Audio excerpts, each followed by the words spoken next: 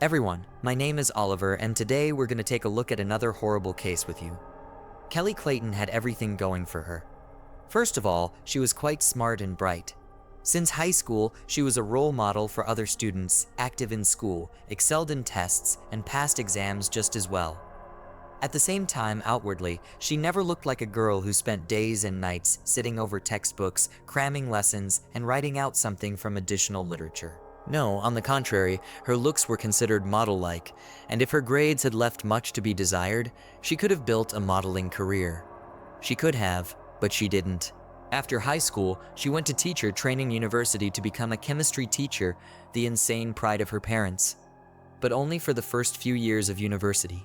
It is not known what turning point happened to her then, but one day Kelley took her documents from the institution and, calling her parents, said that she no longer wanted to study, that she was too young to spend the rest of her life checking notebooks and raising ungrateful children. If she wants to, she will definitely return to her educational endeavors. In the meantime, she wants to travel and live life to her heart's content. Not the best idea according to her parents, who were so upset that they didn't communicate with their daughter for 6 months. But perhaps if it wasn't for this desperate act, Kelley would never have met Tom Clayton. They met at a party of mutual friends, and the young man really liked the girl. Firstly, from the first minutes of acquaintance, he began to court Kelley and show signs of attention. And secondly, Tom had a beautiful appearance and athletic physique, and all because the guy was a hockey star. For 4 consecutive seasons, he played for the semi-professional team, Jackal, and in it, he was considered a strong man, a player who was able to break the opponent's ribs, only if he did not approach the gate. But only a sports career, especially built on strength and aggression, will someday fail. And Tom had to put the stick in the far corner and enjoy hockey only from the stands or from the couch, watching his favorite team on the TV screen. The couple had to move on with their lives, and first, they returned to New York, where they got married. Then moved to North Carolina, and then moved to the tiny town of Cotto, numbering only a few thousand people. There, Tom franchised a company to rebuild houses after fires or disasters and worked in a related profession for a friend's company. As for Kelley, after dropping out of university, she worked as a waitress, only changing places. And now she had 2 children. However, Tom was earning well enough, and Kelley could quit her job at any time and take care of her beautiful daughters. But she still believed that extra money would never be superfluous. Besides, she could use it to buy toys for her children and spoil them in every possible way. On September 28, 2015, Tom, as usual, went to play poker with his friends, the Millers. He never took his wife to such events. Playing for money implied certain skills and experience in the game. Besides, someone had to stay at home with the children, and a family trip would have turned such gatherings into a noisy buffoonery and would not have brought any pleasure from gambling.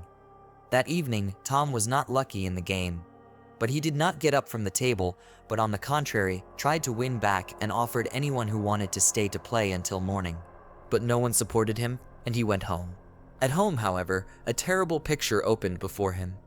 His beloved wife was lying in her own pool of blood, badly beaten, and at first glance was not breathing. Tom panicked and ran through the rooms, looking for his children, and luckily, they were fine but very frightened.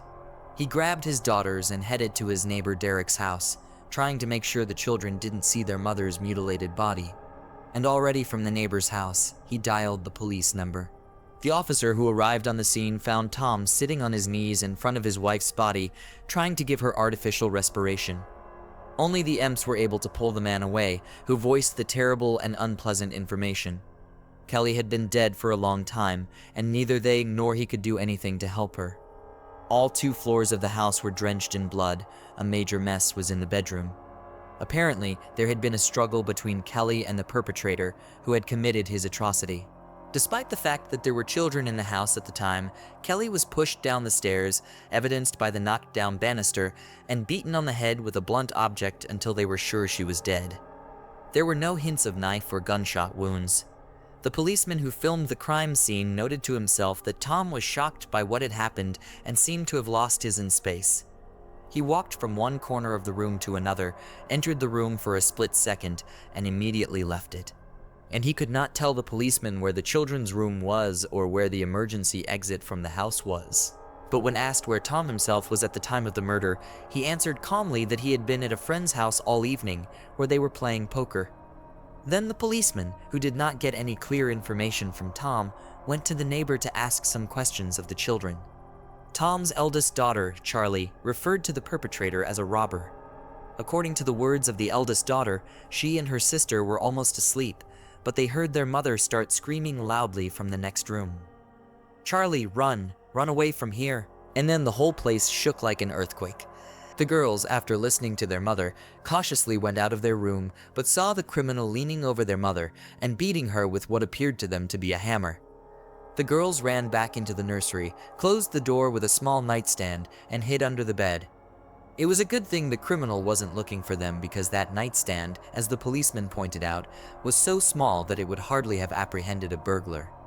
"Say, what did this burglar look like?" "Well, he was a big one, like a bear, that big." "Wow.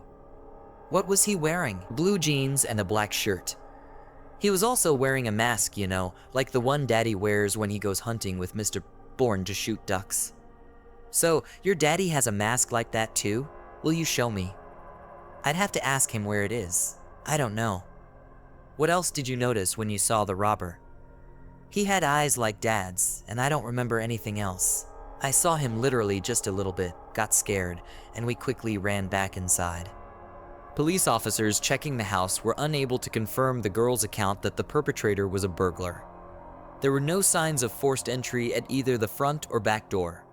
Although, on the other hand, the gate to the garage was open, and the perpetrator could have entered the house through the garage. Another thing that the police noted is that nothing was stolen from the house. Jewelry was left untouched, lying in a jewelry box, and the safe where Tom kept the cash was not even touched. The doors of the cabinets in the house were also all closed. Usually, burglars check every little cabinet, every shelf, but here, the whole mess was the aftermath of a fight. Experienced officers, it would seem, understood everything at once. Tom pretends to be a heartbroken husband, and it was he who killed his beloved wife and the mother of his children in order to further receive insurance payments if Kelley's life was insured. Husbands murderers developing a crime plan always insure the life of their wives, then in case of her death, he could get up to $1 million. All that's needed is to gather evidence, and the case will be solved, especially since even her own daughter said that the mask on the robber was like her father's and eyes like her father. However, the police did not find the hunting mask in the house. After finding out where Tom had spent his time that night, the police questioned the other poker players. "Is Tom the killer? Do you really suspect him?" wondered one of his friends. "That poor guy had his wife murdered, for crying out loud, and instead of looking for the bastard, you want to pin everything on him. How could you think of such a thing?" "No, Tom certainly couldn't have done it. I've known him a long time," replied another, less emotional friend. "He worked 2 jobs around the clock because he loved both Kelley and his kids. There's just no way that could happen. Plus, he was with us all night. We played poker, and even when everyone was tired, he kept insisting on continuing to play." "Tom really was suspicious that evening," said his acquaintance Laura during a break in the game. "He took me into the next room and asked me to give him my phone to call his wife. He supposedly forgot his phone in the car and didn't want to go get it. I was first surprised that the car was 10 meters away from the house. Go to it and get the phone, but still gave him a call. He stepped back to make the call outside. I didn't hear who or what he was talking to, but when I decided to check the outgoing calls, there were no numbers in the call history, so he just deleted the call. Wouldn't you agree that's odd? I told my husband about it, and he was as surprised as I was. My husband was sitting at the playing table next to Tom and noticed that Tom was not watching the process of dealing cards or watching the people around him, which is very important in poker, but was sitting with his head bowed over the surface of the table where the cards were hiding. Screen of his phone, he had his phone on him. Why had he tricked me then? Where was he calling? Who couldn't he call from his phone? After Laura's testimony, the police once again questioned Charlie. Tom's daughter and the girl repeated what she had told the policeman the first time. The robber looked a lot like her father. The next testimony was given by the niece of the murdered. Already after Tom was behind bars, I didn't tell Aunt Kelley. I just didn't want to upset her. She was very fond of Tom. She literally loved him. And besides, she has 2 children by him. They are my sisters who needs my truth. Tom was not the man he appeared to be at first glance. Yes, he occasionally spoiled my aunt with attention and flowers. He could easily babysit, which other fathers rarely do, but that was all. At home and at work, he was a completely different person. Aunt Kelley decided to help me one day and arranged for Tom to take me to work for him. She was too young to be on her own, so she understood me as well as anyone and wanted the best for me. I worked for Tom all last summer, doing correspondence registration and document management. I didn't know him well before that, so at first, we had a strictly working relationship. Then he got drunk somewhere and came to the office in that state. There was no one there but me and him, and for some reason, he started to tell me that his family was fictitious. He loves his daughters very much, but he doesn't care about his wife, and he hasn't had any feelings for her for a long time. He's even had a few affairs on the side during their marriage, and even considered leaving Aunt Kelley, but he didn't, simply because he was afraid that a divorce might leave him without a house and without money. Looking ahead, it is important to note that some of the interviewed female participants of that evening's poker game confirmed the words of Kelley's niece that Tom was not such a faithful husband and had a sexual relationship with two women who were also playing poker that night. In addition to the information about Tom's promiscuous life, Kelley's 16-year-old niece also told about another employee of Tom's firm, Michael Beard. Michael was doing repair work on houses after the fire, and he was doing a good job. But there was one moment in those houses where Beard worked constantly missing things.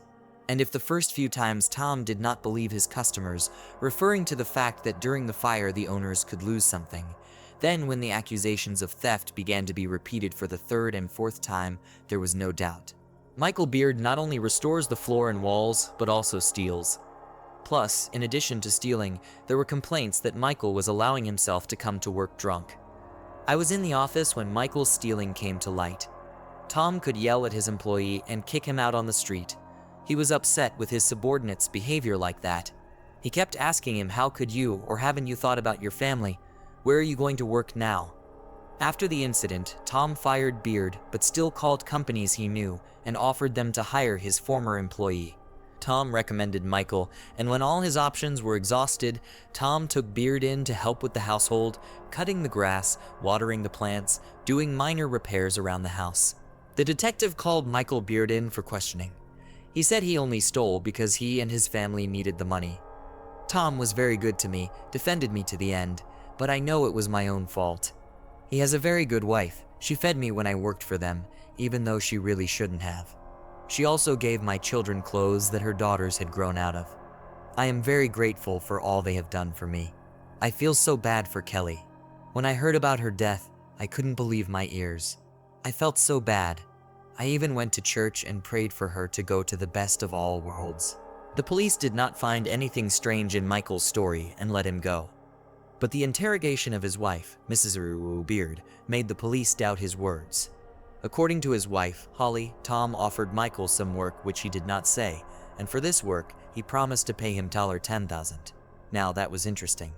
Michael was called back to the station and had a lie detector hooked up to him. All questions were failed. Beard was lying and therefore failed the test. Realizing he couldn't get away with it, he began to testify. Indeed, Tom promised Beard $10,000 if Michael, on the day when Tom will play poker, sneak into his house, kill his wife, and set a fire in his house. The plan was to strangle Kelley and then make it look like she just burned to death in an accident. Accidental fire plus the family home was insured for a very large sum of money. As the police checked, it was true Kelley's home and life were insured at the highest rate. 2 cans of gasoline were waiting for Michael in the garage through which the house was to be entered. Everything was fine. Here, Bird entered the house when everyone was already asleep. He quietly began to climb the stairs and reach the bedroom where Kelley was supposed to be sleeping. But the young woman was either awake or awakened by the sound of the open door. When she saw a strange man in the doorway, she began to scream in fright. Michael was just as frightened and pounced on Kelley, trying to close his huge hands around her neck. But it wasn't that easy. Kelley began to fight back. "I had no idea that a seemingly fragile Kelley had so much strength in her," says Michael. A heck of a fight ensued, which spilled over from the second-floor bedroom to the first-floor kitchen. Michael, because of the shock and panic, could not concentrate on the fight, but only waved his arms in all directions or just grabbed Kelley's clothes, while Kelley, defending her life, aimed very accurately at Michael's face. And if the police had come to Bird earlier, they would have seen the marks from the beatings on him. But everything turned out as it did. After a long struggle, Michael hit Kelley's head against the wall with all his might. She fell and for a while couldn't find the strength to get up. Michael took out a hammer and began hitting the young woman's head with it until she stopped showing signs of life. Michael, maddened by what had happened, just ran out of the house, even forgetting that Tom asked him not only to kill Kelley, but also to set the house on fire to cover up the crime. Michael had an accomplice, Mark Blandford, who in fact served only as a driver. The day before it happened, I got a call from Michael. I had worked with him on a construction site for a long time, and I had stayed with him for a couple of weeks last year, so I knew him well. I knew Michael was into petty theft, so when he called me and asked me to drive while he broke into someone's house, I wasn't surprised. I wanted to turn him down, but he offered me $500. I thought long and hard at first, but he talked me into it. He said he just wanted to rob a businessman, and he needed help to get out of there before the cops got there. He said he'd help with the car. I gave in to his entreaties, but on the condition that I park somewhere far away from the house. He agreed. That evening, I waited for him in that car in a dark alley, and he came back quickly enough, breathing heavily and telling me to move as fast as possible. He didn't have any bag or sack on him, which didn't look much like a robbery. I didn't ask him any questions along the way simply because I didn't want to know anything. I just wanted my $500, which, by the way, I didn't end up getting. On the way out, he asked me to stop at a bridge over a creek a couple of blocks south of here. I stopped there. He hastily stripped off his outer garments and threw them off the bridge. If you need to be shown the place, I'll show you. Indeed, police officers who arrived on the scene at Mark's behest found parts of Michael's outer clothing near the creek, as well as the hammer used to kill Kelley. Michael, already in custody on suspicion of first-degree murder, began to change his testimony. According to him, he was indeed hired by Tom, indeed for $10,000, but only to commit arson at the house and nothing more. There was no question of murder. When he went into the house, however, Kelley was already dead. "And who killed her?" the detective asked. "I think it was Tom. He offered me money for murder and arson from the beginning, but I refused the first offer. I'm not willing to kill a man for any money," he said. I had nothing to fear, but he never could talk me into it. You may not believe me, but I almost lost my mind when I saw Kelley's body. I knew right then and there that he was setting me up, so I ran out of the house. "He's the killer," Michael insisted.